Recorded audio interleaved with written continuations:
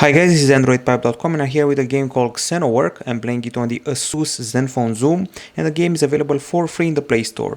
We're dealing here with a third-person shooter that has a human being with a powerful costume and weapons pitted against aliens, and the control system is pretty straightforward. As you can see, we're using a thumbstick and we're hunting aliens on dark corridors. And we have to aim and fire like this. Some of the aliens are very fast and they come towards us. Some of them are slow, big and pretty stupid. Others will resort to shooting from a distance. And once we progress, we can also activate special powers in this semicircular area. Powers including healing, slowing down enemies, freezing them and things like that.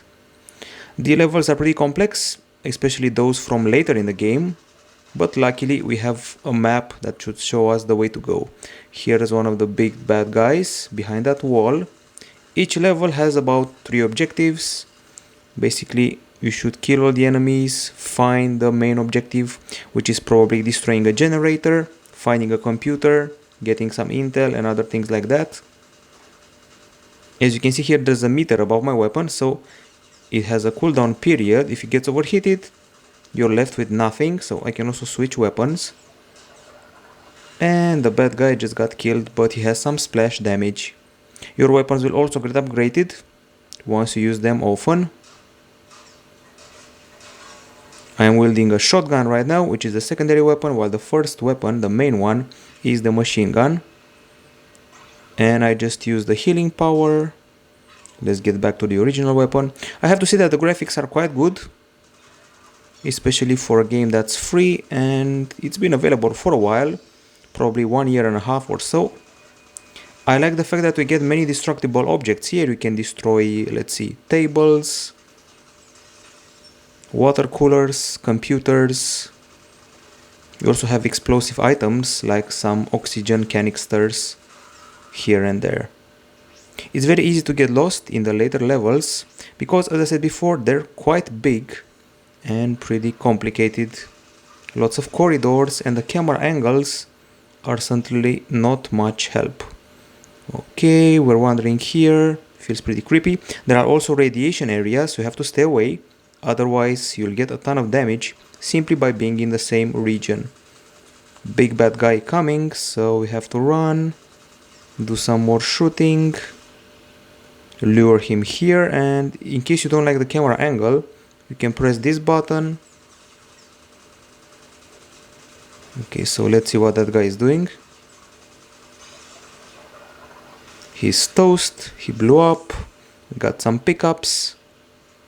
And at the top here you can see the rating of the level. If you get 3 ratings, you should be all set.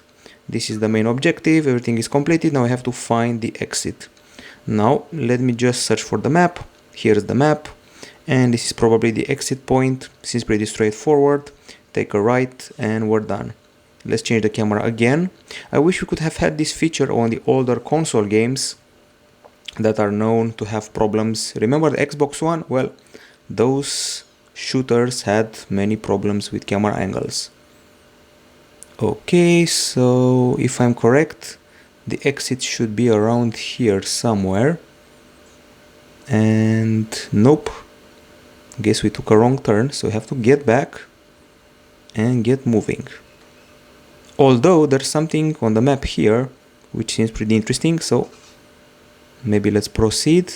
This is probably where I came from, so yep, not much of an achievement.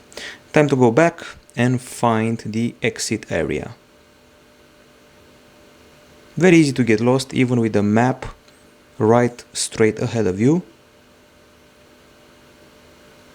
And here we are, finally. I'm guessing that the time limit also matters when completing levels. You should be able to pass through several environments, unlock new costumes, new weapons, and that's the gist of it. You get points, you get coins, and you spend them on equipment. And let's see what we can spend them on. Okay, so we got the loadout here, the primary weapons. We got flamethrowers, we even have rocket launchers like this RPG here, shotguns, bolt taser. Things can get pretty expensive, but we also have extra costumes that have increased armor, speed and unlockable powers, and things get pretty intense here with a damage booster. Right now we're at the medical center levels, but then you can get further to the military branch, Factory X, and finally to the construction site. So 4 universes, each of them with about 10 or 20 levels. Let's go to the military branch, see what's happening there, get more cash. As I said before, enemies are aliens. They come in all shapes and sizes. Some will crawl, some will run, some are small, some are huge, all of them dangerous. And in typical alien fashion, they tend to leave acid instead of blood behind, so you best be careful if you're stepping on their blood. Check out the lighting effects, very well done and very creepy sometimes when playing the game, especially when you have no light of your own. The only bad thing about the game is that you have to do a lot of grinding to get to the good weapons, and the fact that all levels are pretty much the same, give or take a few corridors or turns. So it's basically shooting, shooting and shooting again, tapping on a computer, and that's about it. That's the whole action of the game, and since it's repetitive, people may see that as a bit of a flaw. So this game is called Xenowerk. It costed a few dollars on iOS when it came out.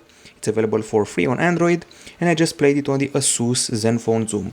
I'm going to go ahead and give it an 8.3 out of 10, because it's fun, but it's also repetitive and based heavily on grinding. But those graphics, oh man, those graphics. So 8.3 out of 10 here at Androidpipe.com. Bye bye.